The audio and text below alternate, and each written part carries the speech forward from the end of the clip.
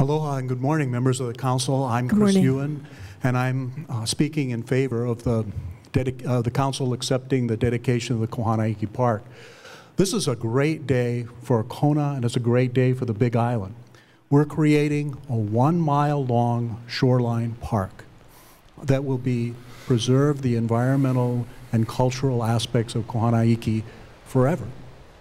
And it's a park at the very doorstep of the most populated area of Kona, where people can come and enjoy it, just as many of the people in the audience here and their children have enjoyed it, and forever into the future. So it's something that we really need to be happy about. And it's really a tribute to the efforts of those people that cherish the area and work so hard to protect it.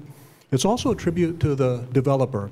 They came here as developers, but one of the things that they developed was an understanding of the local needs, the Hawaiian community, and it led them to create this arrangement that we have here, where we have this shoreline park. And you're never going to see, you can go all around Hawaii, and you're never going to see a development, a private development, that's fronted by a 1 mile of public shoreline park across the entire frontage of the development. So this is really a tremendous thing. I hesitate to start getting into names because I know I'm going to forget some people, and there's so many people here who were involved in this.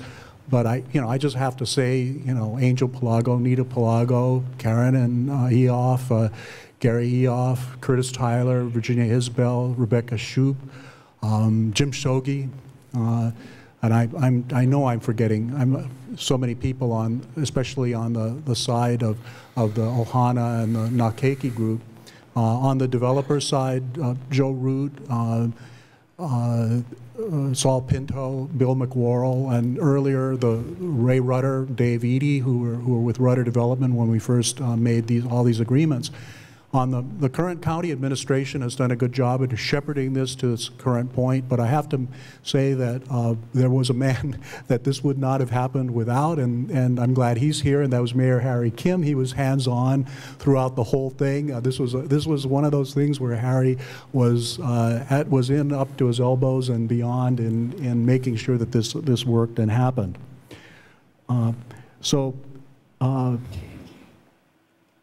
There have been a little bit, I need to talk a little bit, there's a little bit of a disagreement about how the public access should be handled, and let me just talk about this just a bit.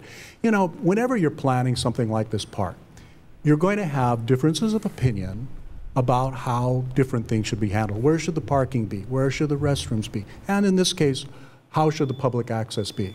You can transition to your next item. All of this actually was hashed out and discussed and negotiated almost 10 years ago, back in 2003. I know a little bit about this because I was a planning director involved at the time. And there was a public process. We had a big meeting at Kealikehi High School. We had 2 public hearings at the Planning Commission on the SMA permit, and how the public access is being handled today is exactly how it was spelled out to be handled 10 years ago in this whole process and in the SMA permit. And there's far better vehicular access to Pine Trees Beach, which is the most popularly used and the destination for most of the people that go there. There's far better vehicular access now than there was back then, when you had this potholed, rutted road that you needed a high clearance vehicle to get to. Now, for the southern half, beyond that, there's a half a mile where, from there to the national park boundary, where it's going to be pedestrian access. You have to walk. 15 minutes to the park boundary.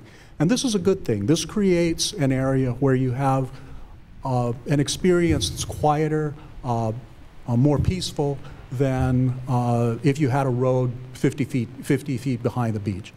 And it's fully open to the public. It's 100% public property with this dedication, and it's part of the public park. So this is a wonderful thing, and the access is going to work out just fine.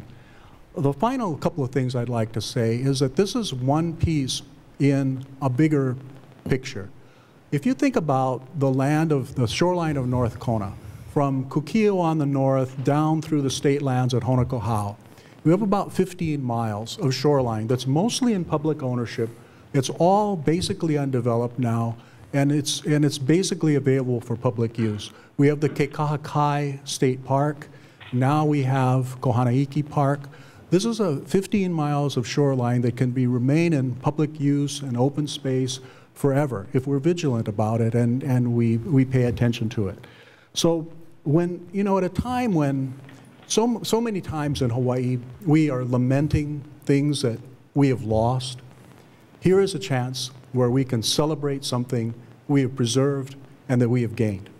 And so I want to thank you all, the council, for accepting this, as I hope you will, accepting this park dedication today.